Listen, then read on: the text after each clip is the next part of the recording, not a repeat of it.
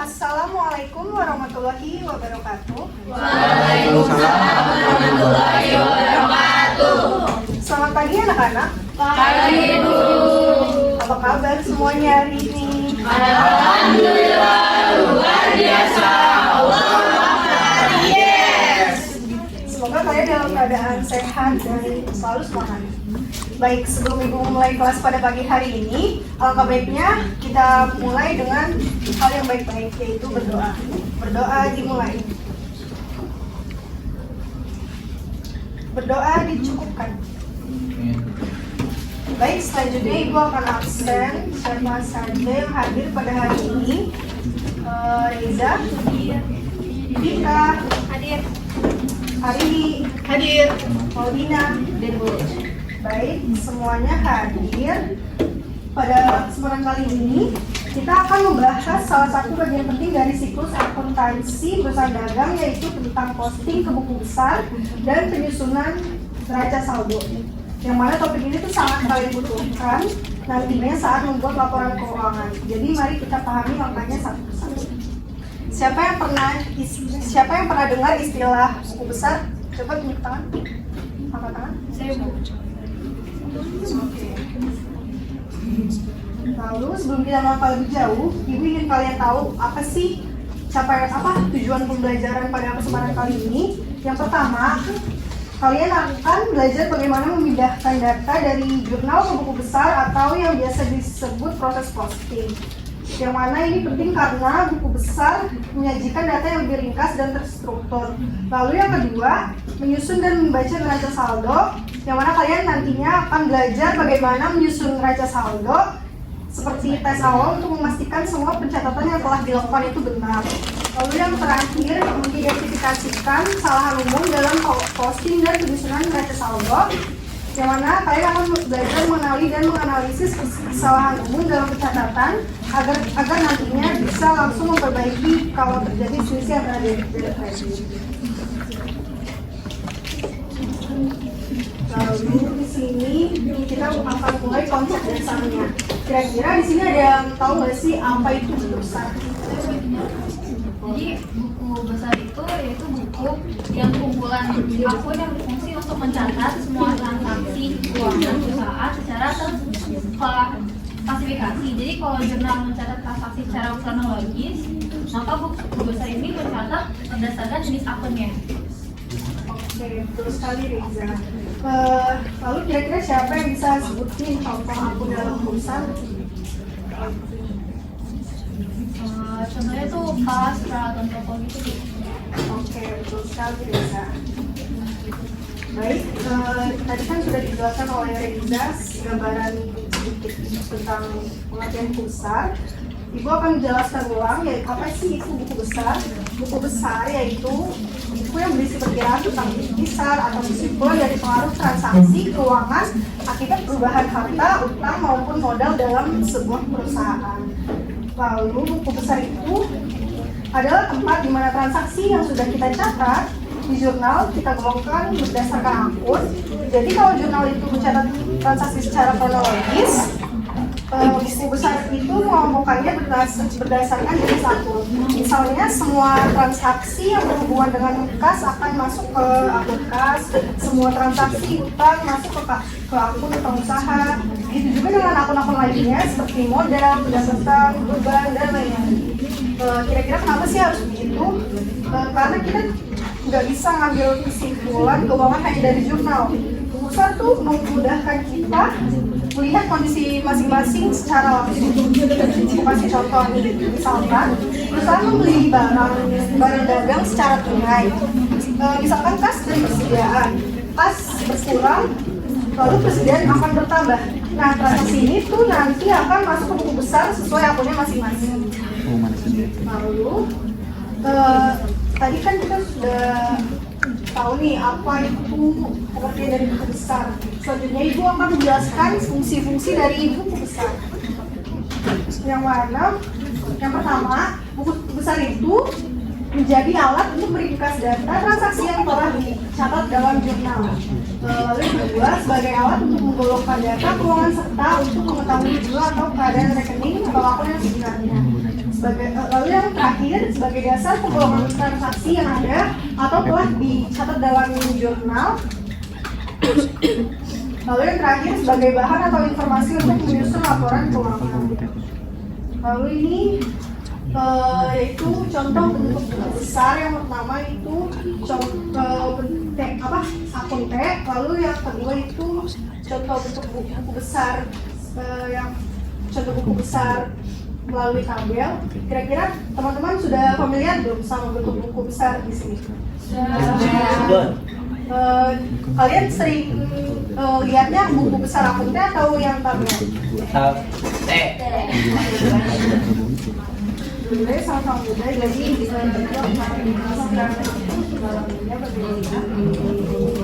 lalu untuk prosedur posting jurnal buku besar, sekarang kita akan masuk ke langkah-langkah prosedur posting jurnal buku besar. Yang mana yang pertama, jumlahkan nilai transaksi pada jurnal khusus. Lalu kita akan setelah itu untuk memudahkan posting buku besar, maka jurnal khusus tersebut perlu dibuat rekapitulasi. Lalu rekapitulasi jurnal khusus ini yaitu penjumlahan angka dari masing-masing kolom dalam jurnal khusus, serta menetapkan akun-akun yang dikelompokkan pada kolom debit maupun kredit. Lalu selanjutnya, pindahkan saldo akun yang ada pada rekapitulasi jurnal khusus ke dalam buku besar sesuai dengan posisi debit maupun kredit. Lalu yang terakhir, hitung saldo akhir dari tiap-tiap akun yang ada pada buku besar. Ibu mau tanya, kalau kalian lupa memindahkan satu transaksi, kira-kira apa sih dampaknya? Kayak Bu, jumlah akhir di buku besarnya bakal salah. Betul sekali Tika, jumlah akhir di buku besar akan salah dan itu bikin neraca saldo nantinya bakal nggak seimbang. Lalu kita masuk dengan topik neraca saldo, yang mana setelah semua akun di buku besar kita isi, kita harus menyusun neraca saldo. Apa sih itu neraca saldo? Neraca saldo merupakan laporan akuntansi yang mencantumkan saldo akhir dari setiap akun pada buku besar. Yang mana penyusunan neraca saldo ini tuh digunakan untuk memastikan bahwa total nilai akun pada kolom debit harus seimbang atau balance dengan total nilai akun pada kolom kredit. Tujuannya buat apa sih? Tujuannya untuk mengecek atau mengevaluasi apakah catatan kita balance. Jadi total semua saldo di sisi debit harus sama dengan total di sisi kredit. Kira-kira kalau misalkan yang sama, itu tandanya ada kesalahan. Jadi kita dari awal tuh salah jurnal atau salah posting atau ada transaksi yang belum tercatat sebelumnya. Kira-kira di sini ada nggak sih yang pernah ngalamin waktu praktikum neraca saldo kalian nggak balance? Kira-kira ada nggak di sini?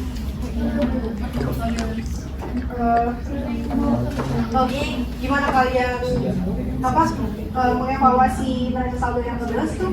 Kalian apain? Nanya temen Bu. Waduh, nanya temen? Iya, nanya temen Bu. Oh, jadi di bercir ulang ya? Iya. Saya bikin balance Bu. Lalu selanjutnya kita masuk ke prosedur posting neraca saldo debit. Yang mana untuk menyusun neraca saldo ada 4 langkah utama. Yang pertama, siapkan format neraca saldo. Biasanya terdiri dari kolom nomor akun, nama akun, saldo debit, dan saldo kredit. Lalu menyiapkan buku besar semua akun pada periode berjalan. Yang mana kita harus buka buku besar, lalu ambil saldo akhir dari masing-masing akun. Lalu tentukan apakah saldo tersebut masih debit atau kredit. Lalu dengan cara memindahkan data dari buku besar ke neraca saldo. Lalu yang terakhir, menulis total saldo debit dan kredit dengan menjumlahkan semua kolom dan pastikan hasilnya balance-nya. Langkah itu sederhana sekali, tapi perlu penelitian nanti seperti tadi teman-teman ada balance lah, kurang teliti dalam mengerjakannya. Nah, di sini ada contoh soal. Yang pertama, kita langsung aja move ke jurnal khususnya. Yang pertama di jurnal kemudian, yaitu pada tanggal 5 September 2018, PT Tugu Jaya melakukan pembelian senilai 20.000, yang mana pembeliannya itu tanggal 12, lalu pada tanggal 22 September 2018 Deskarta Rock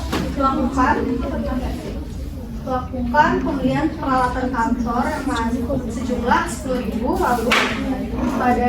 lalu selanjutnya yaitu jurnal pengeluaran kas yang mana pada tanggal 2 September 2018 dilakukan pembelian kelengkapan sejumlah 750. Lalu yang kedua, sewa dibayar di muka, membayar sewa dibayar di muka sejumlah 1.200.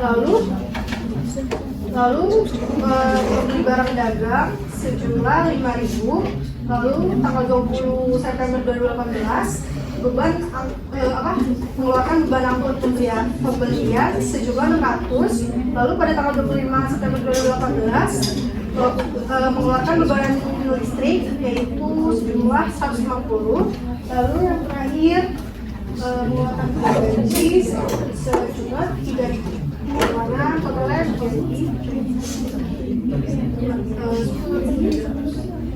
Lalu untuk jurnal penjualan pada tanggal 16 September 2018 UDKG Lamu melakukan penjualan sejumlah 20.000. Lalu pada tanggal 20 September 2018 UD Suprema melakukan penjualan sejumlah 10.500 yang mana totalnya menjadi 30.500. Lalu untuk jurnal penerimaan kas pada tanggal 7 September 2018 menerima barang dagangan sejumlah 5.000. Lalu pada tanggal 12 September menerima komisi penjualan sejumlah 500. Lalu yang terakhir UDKG Lamu menerima sejumlah 19.400. Lalu yang terakhir yaitu jurnal umum yang pada tanggal 13 September 2018 ada transaksi utang dagang pada pembelian dan pengurangan harga sejumlah 400. Lalu tanggal 18 ada transaksi sejumlah yaitu pada kas sejumlah 5.000. Lalu berikut ada keputusannya. Yang pertama kas, pertama-tama kita harus mengentri saldo awal dari neraca saldo yang dari awal sini yaitu 25.000 dalam rupiah dan sama aja 25 juta. Lalu jadi jurnal penerimaan kas senilai 24.900. Lalu terjadi jurnal pengeluaran kas yang menyebabkan kas berkurang yaitu jadinya 10.700. Lalu pada tanggal 30 terjadinya jurnal umum sejumlah 2.000 yang mengurangi kas. Ini selanjutnya yaitu akun utang dagang. Yang utama kita harus mengisi saldo awalnya sejumlah 6.000. Lalu dilakukan jurnal penjualan senilai 30.500 yang mana menambah akun. Lalu yang pada akun persediaan barang dagang cuma ada saldo awal yaitu 10.000. Lalu untuk sewa dibayar di muka melakukan transaksi jurnal pengeluaran kas nilai 1.200. Lalu pada akun perlengkapan melakukan jurnal pengeluaran kas sejumlah 350. Lalu pada akun peralatan dientri saldo awalnya dulu senilai 15.000. Lalu dilakukannya jurnal pembelian senilai 10.000 jadi totalnya 25.000. Lalu pada akun akumulasi penyusutan peralatan toko cuma ada saldo awal yaitu 6.000 pada kredit. Lalu pada akun utang dagang dientri saldo awalnya dulu sejumlah 5.000 di kredit. Lalu dilakukan jurnal pembelian sejumlah 30.000 masuknya di kredit. Lalu yang terakhir jurnal umum sejumlah 400 di kredit di debit yang mana mengurangi akunnya. Lalu yang selanjutnya modal Fahmi yang pertama yaitu yang saldo awal senilai 45.000 di kredit. Lalu yang selanjutnya yaitu Fahmi yang tadi tanggal 30 di jurnal umum mengentri 5.000. Lalu selanjutnya pada akun penjualan dilakukan penjualan senilai 30.500 kredit, lalu dilakukan jumlah penerimaan kas senilai 5.000, maksudnya juga di kredit. Lalu pada akun pendapatan komisi senilai pada tanggal 30 September 2018 terjadinya jurnal penerimaan kas senilai 500, lalu selanjutnya akun potongan penjualan terjadinya jurnal penerimaan kas senilai 600. Lalu selanjutnya pada akun pembelian dilakukan jurnal pembelian senilai 20.000. Lalu selanjutnya jurnal pengeluaran kas senilai itu jadi total 25.000. Lalu pada akun rekor pembelian dan pengurangan harga yaitu kita pada jurnal umum yaitu di senilai 400. Lalu nama akun beban akun, lalu selanjutnya akun beban akun pembelian dilakukan jurnal pengeluaran kas senilai 600. Lalu selanjutnya itu beban gaji dilakukan jurnal penerimaan kas senilai 3.000. Lalu yang terakhir akun beban gaji dilakukan jurnal pengeluaran kas senilai 100. Kira-kira di sini ada yang tadi ada yang bisa mengentri neraca saldonya nggak? Boleh tulis di mana neraca saldonya. Spidol yang mana?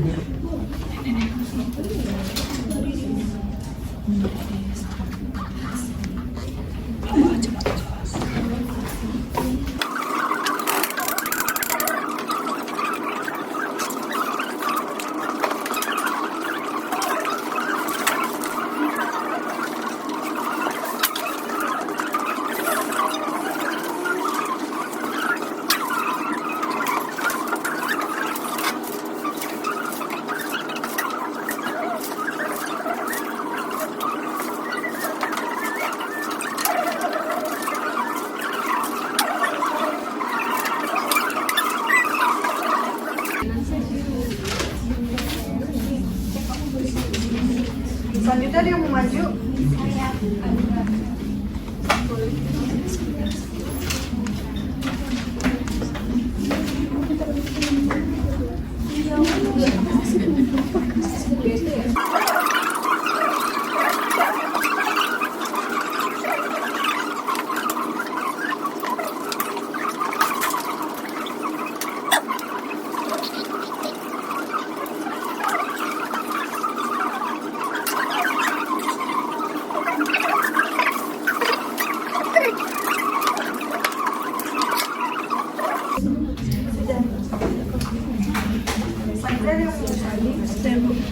Kalau nggak bisa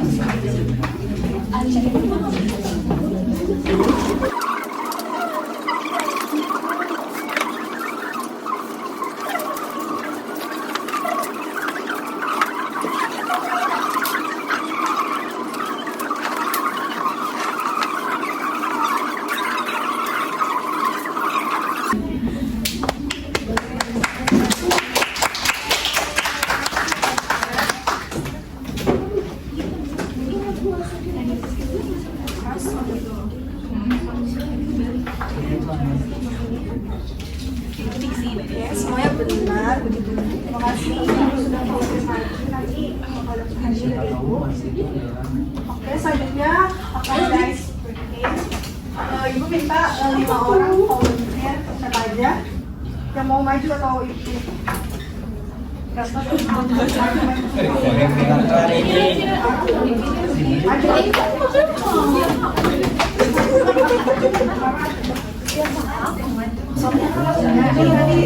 saya jelaskan. Lagi. Aurel Raisa, Satu lagi. Cewek lagi. Farah. Masih dia. Tahu di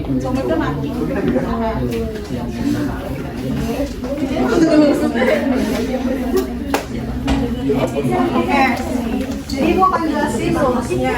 Tadi ada 5 nama buah. Kamu mangga, kamu apel, kamu pisang, kamu jambu, kamu nanas. Nanti dimulai dari Padang, Mangga. Kamu boleh nyebutin apapun selain Mangga dari nama teman-teman kamu lah. Dari nama teman-teman kamu ini. Nanti yang dipanggil kalian harus sendiri. Dia bagi mangga.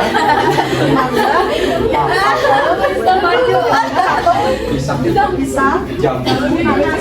Tapi boleh nyebut selain buah ini. Selain buah mangga. Berarti boleh nyebut. Oh, Iya. misalkan bisa dipanggil nanas, apa harus panggil buah lain? Iya. Bukan buah ya. Tidak apa itu tadi? Apel, mangga, Pisang, jambu, mangga. Ini yang karena berarti ya baru. lagi tes konsentrasi. Coba, contohnya gimana sih? Gak bisa. Manggilnya? Siapa manggilnya?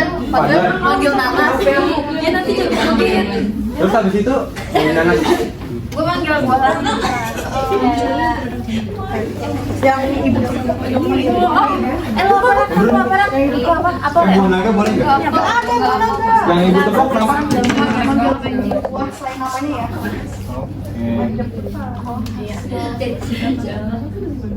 Mangga. Mangga langsung Tones. naut. Pisang. Terus?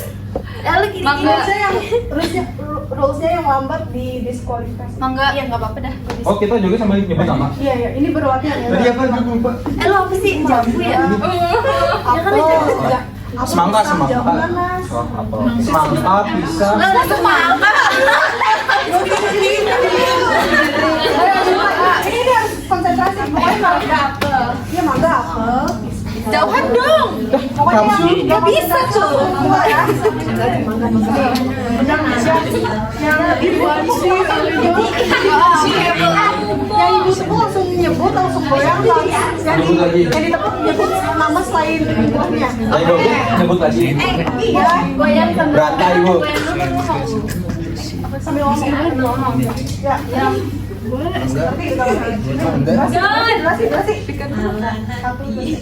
Mangga. Apel. Nanas. Mangga. Apel. Mangga. Apel. Mangga. Mangga telat. Telat. Terus. Oke, lanjut. Gua semua lo, gua semua. Yang fair. Itu namanya strategi. Nanas. Apa? Curang. Apalnya gak enak udah busuk. Dasar Shampoo. kamu. Shampoo. Pisang. Udah ya. Nah kalau sisanya gue gimana? Mami buat maut. Mau berapa sih?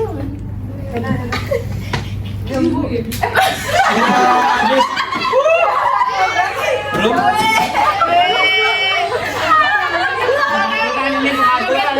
Joget dulu gak sih, Bu? Belum joget, Bu.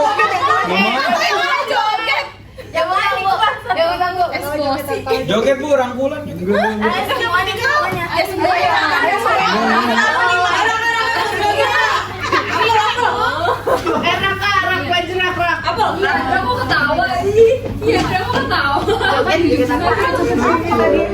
Ngapain? Lima-limanya. 1, 2, 3. Nenonet.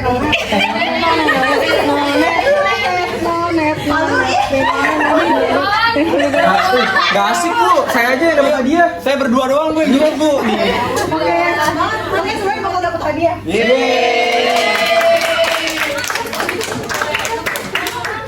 Hadiah juga. Nah terus apa bedanya yang pernah gue kelola? Yang ngasih aja sih.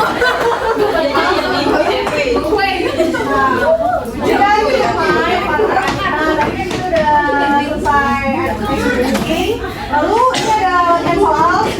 Nanti dikerjakan dikumpulin tanggal 2 hari kemudian deh di kelas. Nanti kira-kira nanti di kelas. Nah, alhamdulillah kita sudah sampai di akhir pertemuan hari ini. Kita sudah belajar 2 hal besar, yaitu proses tempat besar dan penyusunan rasa saldo. Yang mana kedua proses ini tuh menjadi jembatan penting dari pencatatan menuju analisis. Kira-kira dari kalian ada yang mau nggak nyimpulin kesimpulan dari hari ini? Saya Bu, Apa mau kita? saya dari yang saya tangkap dari pembelajaran hari ini, posting buku besar itu kayak kita mindahin catatan dari jurnal ke tempat yang lebih rapi dan terstruktur, yaitu ke akun-akun buku besar. Nah di sini kita bisa lihat saldo masing-masing akun secara jelas, misalnya berapa sisa kas, berapa utang dan lain-lain. Setelah semua akun punya saldo, kita lanjut nyusun neraca saldo. Ini semacam daftar cek yang memastikan semua catatan kita seimbang, yaitu total debit harus sama dengan total kredit. Kalau nggak seimbang berarti ada yang salah di langkah sebelumnya. Nah proses ini penting banget karena dari sinilah nanti kita bikin laporan keuangan. Jadi makin teliti dalam posting dan menyusun neraca saldo, jadi makin akurat ya menyusun laporan keuangan kita. Oke, untuk sekali Maudina. Baik, selanjutnya akan ditutup. Sebelum mengakhiri pembelajaran hari ini, alangkah baiknya kita berdoa menurut agama dan kepercayaan masing-masing. Berdoa dimulai. Berdoa dicukupkan. Kurang lebihnya ibu tutup pembelajaran hari ini. Kurang lebihnya mohon maaf. Wassalamualaikum warahmatullahi wabarakatuh.